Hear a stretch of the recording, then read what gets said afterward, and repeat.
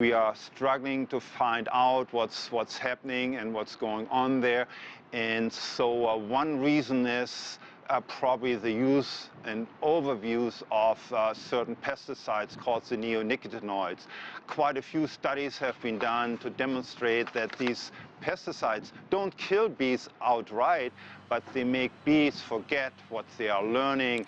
They may not find their way home to the hive, which they need to remember because they learn all these routes to the pollen and to the nectar. And so that's really, really important for them to do. And these neonics sometimes really impair their capacities to remember. Well, to your point about pesticides, the European Food Safety Authority introduced an EU-wide ban on those pesticides, which are thought to attack the nervous and immune system of the bees, which then leaves them open to disease. Has that ban worked? Has it yielded any results?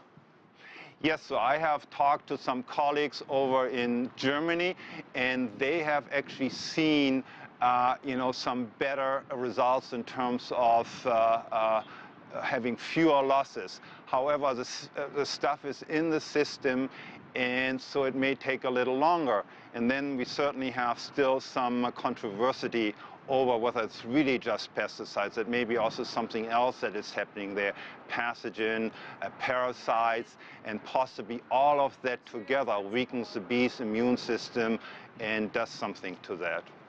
What actions are governments taking to address the bee disappearance? Well, we have some local governments, like the state of Maryland is right now going to ban the sale of neonics for the homeowner in the small stores. Other states will follow.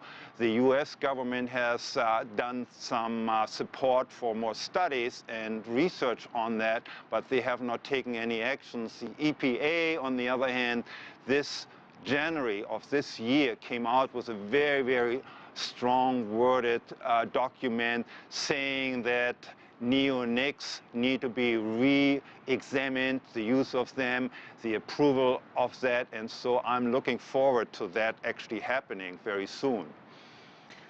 Hartmut, what is the worst case scenario here? Well, the worst case scenario is that we will not be able to buy some of the fruits, apples or cherries or melons, almonds any longer. Or the worst case scenario is if we still want some people to pay maybe $100 a pound for apples or even more, I don't even know. We could go and ask people to hand pollinate bees, hand pollinate flowers, as has been done in a province in southwest China just a few years ago, because the bees were all dying due to pesticides over there. So, but that's not a solution, right? So we would be without fruits and without vegetables, and that's not good. So if we continue on this trajectory, do you see that happening? And what should governments be doing more of? What can be done?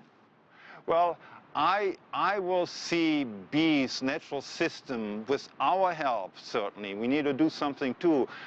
We'll show some resilience. They will bounce back. There will be something that will make them not disappear. I'm really an optimist there. However, we also, on the human side, have to make some changes. Maybe tread a little bit more lightly, because the bees may be also just indicators that we mess with our food, with our production of foods a little bit too much. Right. Well, with the increased scarcity, what does all of this mean for the business of beekeeping and beekeepers such as yourself? Well, we have two different types of beekeepers. The small ones, like I'm doing research, but then there are the ones who have bees to produce honeys. They will suffer a lot. They cannot sustain the continued loss of bees.